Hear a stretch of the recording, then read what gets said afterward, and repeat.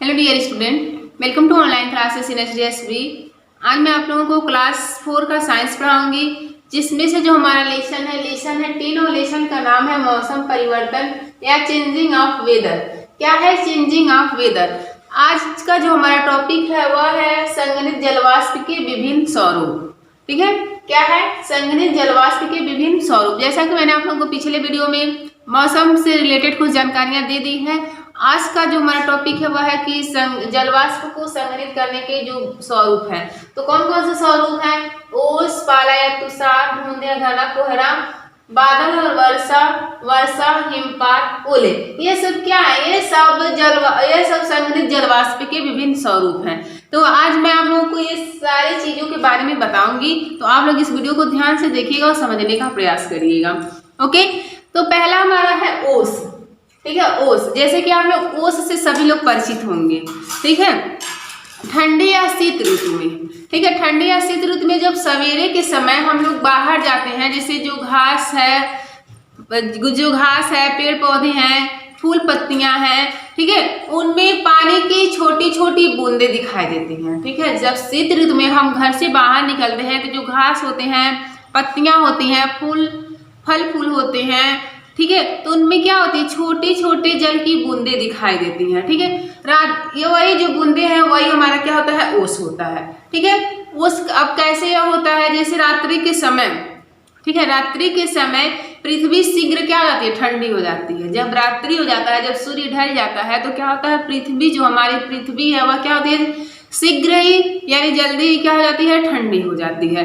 ठीक है, पृथ्वी के ठंडे होने से, जब पृथ्वी ठंडी हो जाती है तो इसमें उपस्थित विभिन्न वस्तुएं भी क्या होती है? ठंडी हो जाती हैं। जब हमारी पृथ्वी ठंडी हो जाती है तो पृथ्वी पर जितने भी प्रकार की वस्तुएं होती हैं वो भी क्या हो जाती हैं? ठंडी हो जाती हैं। ठीक है, फिर क्या होता है? रात्रि के समय हवा में, ठीक है, रात्रि के समय हवा भी जलवाष्प के कारण क्या होता है? ठंडी और भारी हो जाती है। जो हवा होती है रात्रि के समय, उसमें क्या पाया जाता है? जलवाष्प पाया जाता है, जिसके कारण हवाएं ठंडी और भारी हो जाती हैं। यह ठंडी और भारी हवा क्या करती है? घास, पेड़ पौधे तथा फूल फलों आदि को क्या करती हैं? स्पर्श करती हैं। ठीक है, क्या करती हैं? स्पर्श करती हैं, जिससे हवा में उपस्थित जलवाष्प क्या होता है? ठंडी होकर पानी की बूंदों में बदल जाता है, और पानी की यही छोटी छोटी बूंदें क्या कहलाती हैं? ओस कहलाती हैं। तो ओस आया आप लोगों को समझ में? ओस कैसे बनता है? रात्रि के समय जब पृथ्वी ठंडी हो जाती है तो पृथ्वी पर उपस्थित जितने भी वस्तुएं होती हैं वो भी ठंडी हो जाती हैं, और रात्रि के समय हवा में जलवाष्प होने के कारण वह क्या होती है?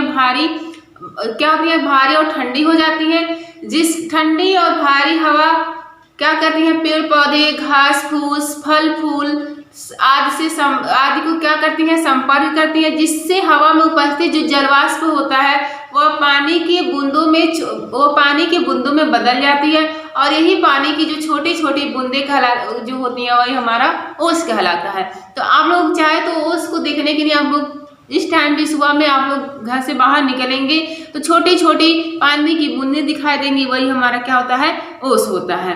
तो आप लोगों ने ओस के बारे में समझा। अब हमारा नेक्स्ट क्या है?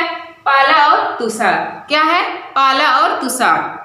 ठीक है, शीत ऋतु में, ठीक है, शीत ऋतु में मतलब ठंडी के मौसम में जिस रात बहुत अधिक सर्दी होती है। ठीक है, कभी कभी आप लोग देखते हैं कि किसी रात में बहुत अधिक ठंडी पड़ती है। ठीक है, तो वही कह रहा है कि शीत ऋतु में जिस रात बहुत अधिक ठंडी होती है, ठीक है, क्या होती है? बहुत अधिक सर्दी पड़ती है, ठंडी होती है, तो क्या होता है कि उस रात पृथ्वी का जो तापक्रम होता है, ठीक है, उस समय जो पृथ्वी का तापक्रम होता है अत्यंत क्या हो जाता है? कम होने लगता है। ठीक है, जिस रात अधिक सर्दी पड़ती है उस रात पृथ्वी का जो तापक्रम है अत्यंत क्या होता है? कम हो जाता है। जो उसका तापमान होता है वो क्या होता है? कम होने लगता है। और हवा की जलवाष्प, जो हवा में उपस्थित जलवाष्प है वह घास, पेड़ पौधे तथा फल फूलों आदि पर क्या होती है? बर्फ के रूप में जम जाती है। ठीक है, जिस रात अत्यधिक ठंड पड़ती है, जिस रात अत्यधिक ठंड पड़ती है उस रात पृथ्वी का जो तापमान होता है वह कम होने लगता है, जिसके कारण हवा में उपस्थित जलवाष्प जो है वह क्या होता है? बर्फ के रूप में जम जाती है। जलवाष्प के इस रूप को हम लोग क्या कहते हैं? पाला या तुषार कहा जाता है। ठीक है। जब जल की बूंदें बर्फ के रूप में बदल जाती हैं तो वही हमारा क्या कहलाता है, पाला या तुषार कहलाता है। तो आपने पाला और तुषार के बारे में समझा, ठीक है। अतः जिस समय पृथ्वी पर उपस्थित विभिन्न वस्तुएं अत्यधिक ठंडी हो जाती हैं तो हवा में उपस्थित जलवाष्प बहुत अधिक ठंडी होकर क्या करती है, पाला या तुषार का रूप ग्रहण कर लेती है। समझ में आया आप लोगों को?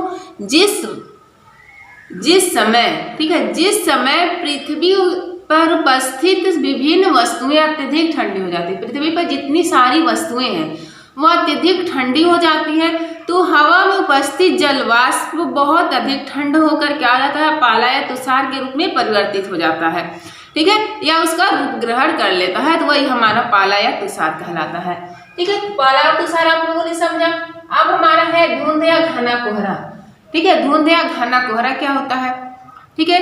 शीत ऋतु में हवा में उपस्थित जलवाष्प ठंडी होकर धूल और धुएं के छोटे छोटे कणों पर जम जाते हैं, ठीक है। शीत ऋतु मतलब ठंडी के मौसम में जो हवा में उपस्थित जलवाष्प होती है वह धूल और छोटे छोटे कणों में जम जाती है। धूल और धुएं के छोटे छोटे कणों में क्या हो जाती है, जम जाती हैं, जिससे धुंध या घना कोहरा दिखाई देने लगता है, ठीक है। जैसे कि जो जलवाष्प है, जैसे कि आप जानते हैं कि हमारे वायुमंडल में धूल धुएं ये सब होते हैं, तो जो जलवाष्प होते हैं वह धूल और धुएं के छोटे छोटे कणों में जम जाते हैं, जिसके कारण क्या होता है, घना कोहरा होता है, ठीक है। क्या होता है, घना कोहरा होता है, ठीक है। तो घना कोहरा आप लोगों ने समझा, घना कोहरा या धुंध क्या होता है, ठीक है। अतः जब जलवाष्प ठंडी होकर धूल या धुएं के कणों पर जम जाती है तो उसी को हम लोग क्या कहते हैं, धुंध या कोहरा कहते हैं। क्या कहते हैं, धुंध या कोहरा कहते हैं। जैसे कि आप लोग ठंडी के मौसम में देखे होंगे कि जब धूप नहीं निकलता, खूब घना कोहरा होता है तो हमें आगे के रास्ते नहीं दिखाई देते हैं, ठीक है। तो वही हमारा क्या होता है, घना कोहरा होता है। तो ऐसा क्यों होता है कि ऐसा आप लोग देखते होंगे कि धुएं और धूल के कणों के रूप में होते हैं, तो इससे क्या होता है, हमें आगे के जो रास्ते होते हैं वह नहीं दिखाई देते हैं। तो जो हवा की जलवाष्प होते हैं, ठीक है, वो जो हवा के जलवाष्प होते हैं ठंडी मौसम होने के कारण क्या होते हैं कि धूल और धुएं के छोटे छोटे कणों में जम जाते हैं, जिसके कारण वह घने कोहरे का रूप धारण कर लेते हैं। तो यह समझ में आया आप लोगों को कि धुंध या घना कोहरा कब होता है। अब हमारा है बादल और वर्षा। क्या है, बादल और वर्षा। पृथ्वी पर उपस्थित, ठीक है, पृथ्वी पर उपस्थित क्या होता है, जल अपने खुले तल से उष्मा को क्या करते हैं, प्रवाह से निरंतर वाष्पित होता रहता है। जैसे कि जो पृथ्वी पर जल पाए जाते हैं, जब सूर्य का प्रकाश उन जल पे पड़ता है तो वह जल क्या होते हैं, वाष्पित होकर वो क्या होते हैं, ऊपर उठने लगते हैं, और वह जैसे जैसे वह ऊपर जाते हैं वह जो वाष्प होता है वह क्या होता है, ठंडा होने लगता है, और ठंडा होने के कारण वह किसका, बादल का निर्माण कर लेते हैं। फिर वह बादल क्या होता है, बारिश के रूप में पृथ्वी पर आने लगता है, ठीक है। वही कह रहा है कि पृथ्वी पर उपस्थित जल अपने खुले तल पर, ठीक है, खुले तल से क्या होते हैं, उष्मा के प्रभाव से निरंतर वाष्पित होता रहता है, ठीक है। क्या होता रहता है, निरंतर वाष्पित होता रहता है। जैसा कि मैंने आप लोगों को बताया भी है कि वाष्पीकरण क्या होता है, और बादल जल चक्र जो मैंने आप लोगों को बताया है वहाँ पे भी इसी की बात हुई थी, ठीक है। तो बादल कैसे बनता है, वर्षा कब होती है, मैंने आप लोगों को जल चक्र के माध्यम से बताया था। तो क्या है, जब वर्षा और बादल क्या होते हैं, पृथ्वी पर जो उपस्थित जल है, ठीक है, जल है अपने खुले तल का क्या कहते हैं, उष्मा से प्रभावित होकर निरंतर क्या होते हैं, वाष्पित होते रहते हैं। यह जलवाष्प हल्की होती है, ठीक है। क्या होती है, यह जलवाष्प जो होती है वह हल्की होती है और ऊपर उठती है। क्या होती है, ऊपर उठती है, और यह जलवाष्प वायुमंडल के ऊपर भागों में क्या होती है, ठंडी होकर जमा हो जाती है। फिर क्या होता है, इस प्रकार जलवाष्प की जो छोटी छोटी बूंदें हवा में तैरती हैं वह क्या होती है, बादल की रूप धारण कर लेती हैं, ठीक है। जैसे कि मान लेते हैं यह आपका कोई समुद्र या तालाब या नदी जो भी है, तो जब सूर्य का प्रकाश,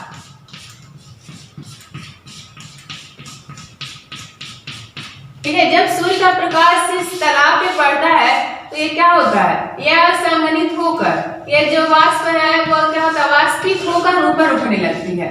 ठीक है, इस तरह से ऊपर उठने लगती है और इन वायुमंडल में उपस्थित जो धूल छोटे छोटे क्या होते हैं, छोटी छोटी बूंदें जो होती हैं वो बन जाती हैं। ठीक है, जो भी आवाज ऊपर उठता है तो क्या होती है, छोटी छोटी बूंदों में बन जाती है और यही बूंदें जो मिलकर क्या बनाती है, बादल बनाती है।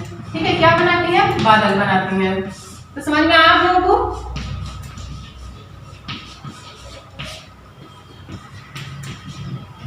ठीक है, जब सूर्य का प्रकाश समुद्र या तालाब या नदियों के जल पे पड़ता है तो उस जल वह जल क्या होता है, वाष्पित होकर ऊपर उठने लगता है और वह जल क्या होता है, छोटी छोटी बूंदों के रूप में जम जाती हैं और वही बूंदें किसका निर्माण करती हैं, बादल का निर्माण करती हैं। तो इस तरह से किसका निर्माण होता है, बादल का निर्माण होता है। फिर ये बादल क्या होते हैं, संघनित होकर क्या होते हैं, वर्षा करते हैं। ठीक है, क्या होते हैं, वर्षा करते हैं।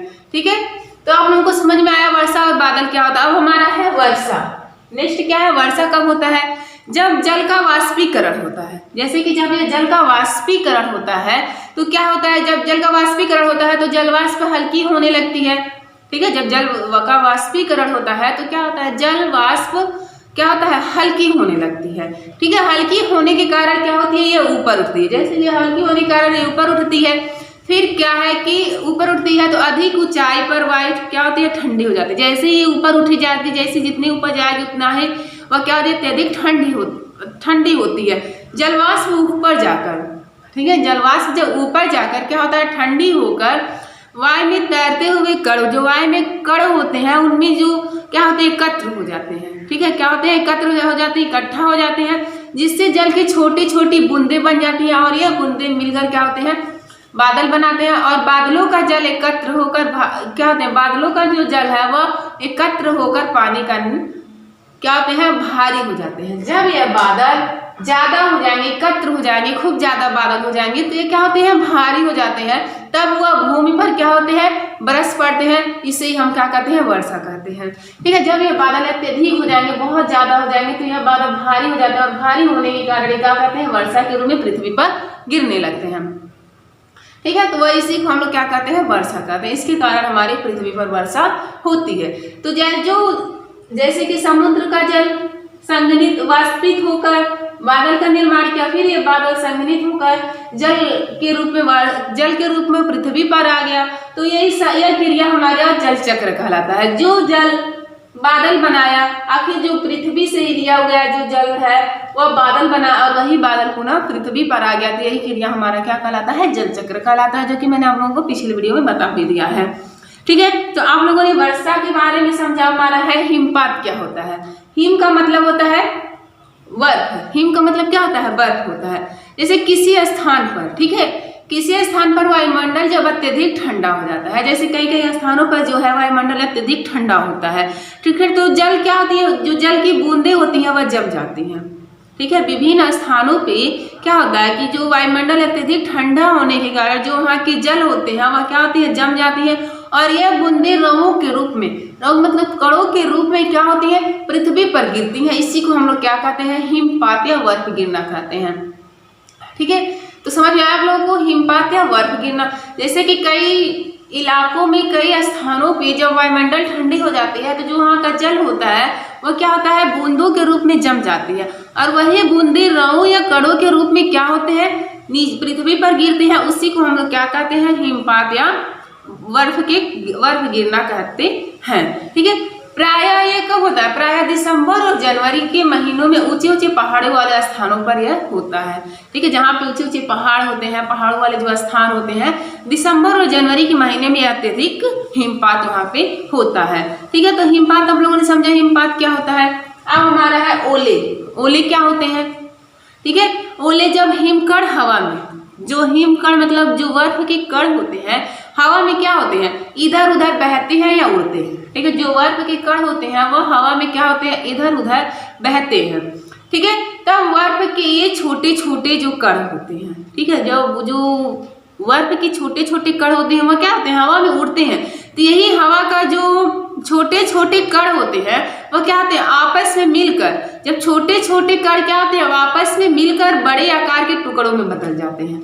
ठीक है, जैसे कि ये जो छोटे छोटे कण होते हैं, ठीक है, जैसे छोटे छोटे कण होते हैं क्या होते हैं, हवा में उड़ने लगते हैं। जब ये छोटे छोटे कण क्या होते हैं, वह आपस में मिलकर एक बड़े कण का निर्माण कर लेते हैं। ठीक है, क्या करते हैं, एक बड़े कण का निर्माण कर लेते हैं, बड़े टुकड़ों में क्या होते हैं, विभक्त हो जाते हैं। ठीक है, बड़े टुकड़ों में क्या होते हैं, विभक्त हो जाते हैं। तब क्या होते हैं, यह बर्फ के टुकड़े क्या होते हैं, वर्षा के साथ गिरने लगते हैं। ठीक है, जब यह टुकड़े बड़े हो जाते हैं, छोटे छोटे जो कण होते हैं जो मिलकर क्या होते हैं, बड़े बड़े टुकड़ों में बदल जाते हैं, तो यह बर्फ के टुकड़े क्या करते हैं, वर्षा के साथ नीचे गिरने लगते हैं। उसी को हम लोग क्या कहते हैं, ओले कहते हैं। ठीक है, आप कभी देखे होंगे कि वर्षा के साथ ओले भी पड़ते हैं, बर्फ पड़ता, वही हमारे क्या होता है, ओला होता है। ठीक है, तो आप लोगों ने संघनित जलवाष्प के विभिन्न स्वरूप के बारे में जाना। ठीक है, अब क्या है, जलीय जो जलवाष्प के विभिन्न रूप हैं मौसम पर अपना प्रभाव डालते हैं। ठीक है, जो ये विभिन्न रूप है क्या होते हैं, मौसम पर अपना प्रभाव डालते हैं और इसे क्या करते हैं, परिवर्तित करते हैं। कभी वर्षा होता है, कभी धूप होता है, तो क्या करते हैं, ये सारी जो है मौसम को प्रभावित करते हैं और क्या करते हैं, मौसम को परिवर्तित करते हैं। तो आज आप लोगों ने संघनित जलवाष्प के विभिन्न स्वरूपों के बारे में जाना। आई होप ये वीडियो आप लोगों को अच्छा लगा होगा और समझ में भी आया होगा। अगले वीडियो में नेक्स्ट टॉपिक के साथ मिलते हैं। तब तक आप लोग इस वीडियो को ध्यान से देखिए और समझने का प्रयास करिए। Thank you.